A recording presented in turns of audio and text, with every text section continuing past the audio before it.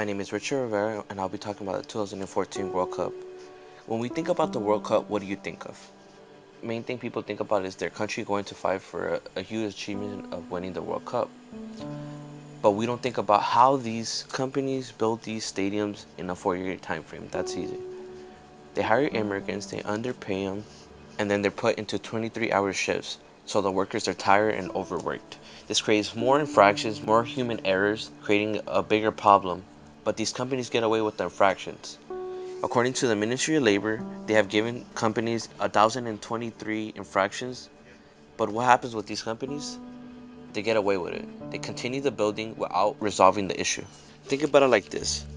How can these companies build 8 stadiums in a time period of 4 years? Like I said, they exploit the workers and they hire immigrants. There was 4 newly built stadiums, which were Estadio Nacional Main, Arena de Amazonia, Arena Pantanal, and Arena de Sao Paulo. These were the 4 new stadiums, but they also renovated 4 stadiums, which were Maracana, Rio de Janeiro, Fonte Nova, Estadio Minario, Estadio Castillo.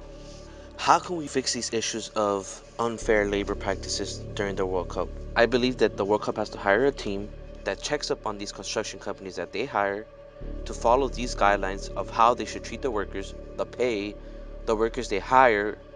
This is the only way I can see that these issues being solved.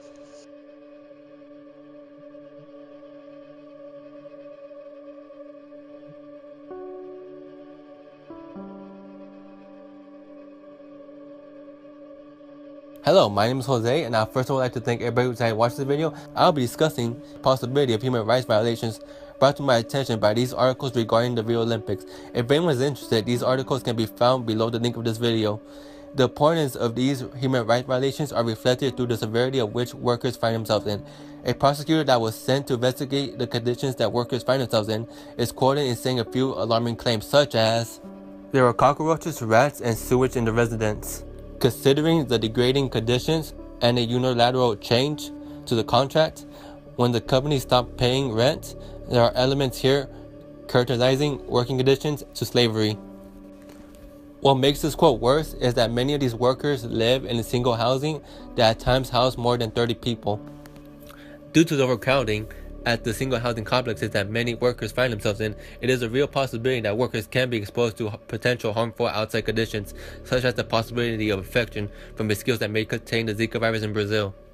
These claims are alarming and should lead to people to investigate the nature of the living conditions that workers are out in order to complete stadiums, housing, etc. for international sporting events, and hopefully this video's awareness will help stop potential disastrous situations found in this article that I briefly described. And thank you for listening.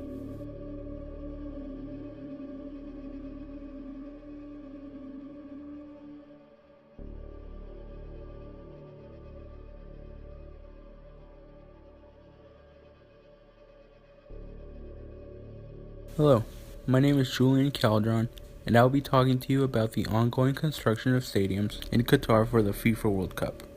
Qatar has been building its 2022 FIFA World Cup stadium since 2014, and there have been multiple issues on the way they do it.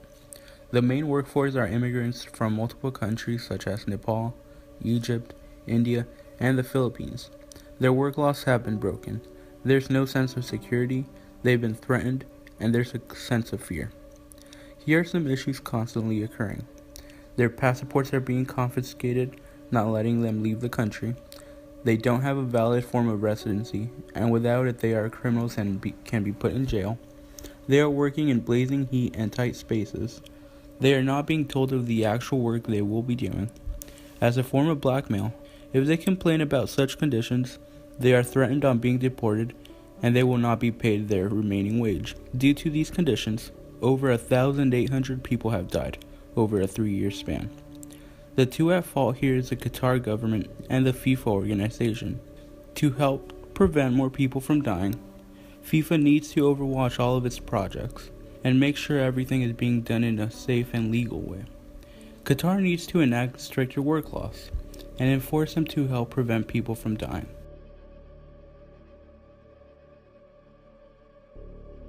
Hi, my name is David F. Borunda, and I will be covering the abuse of migrant workers on the construction of the 2022 World Cup stadiums in Qatar. The abuse of Qatar's law, known as kafala, is the main cause of the inhumane conditions brought upon the migrant workers. Kafala is a work sponsorship system to manage the country's foreign workers. Under kafala, a local citizen or company must sponsor foreign workers in order for their work visas and residency to be valid. The employer, or caliph, is completely in charge of a migrant worker's right to work and legal presence in the country. The employer is in charge of when they can leave a country or change employer. They cannot leave or quit without their sponsor's permission. This law has made migrant workers dependent on their employer and unfortunately very vulnerable to exploitation. Workers are further pressured to stay in their extreme conditions under the threat of being returned to their homeland where they face massive debt. Migrant workers get into debt by taking out thousands of dollars in loans to pay job recruitment fees. There aren't any good jobs back in their homeland, so they are stuck working in Qatar. What can be done to fix this? Due to massive criticism, the Qatar government has promised reform. The Qatar Supreme Committee for Delivery and Legacy has acknowledged the problems migrant workers face and has met with Amnesty International on ways they can address these issues. And due to the controversy and allegations of corruption on FIFA's end, on June 2, 2015, then FIFA President Sepp Blatter resigned. There is change happening, but not enough. Too many workers have died already, and FIFA should have known about Qatar's history of worker abuse. FIFA is a world organization larger than the Olympics. It needs to consider its influence. And if you are wondering what you can do to help hold FIFA accountable, you can go to www.amnesty.org to tell FIFA and sponsors to stop World Cup exploitation. A link will be provided in the description below, as well as more information on our topics. Be sure to comment and let us know your thoughts on the subjects we talked about, and share this video with others to help spread the message. Thanks for watching.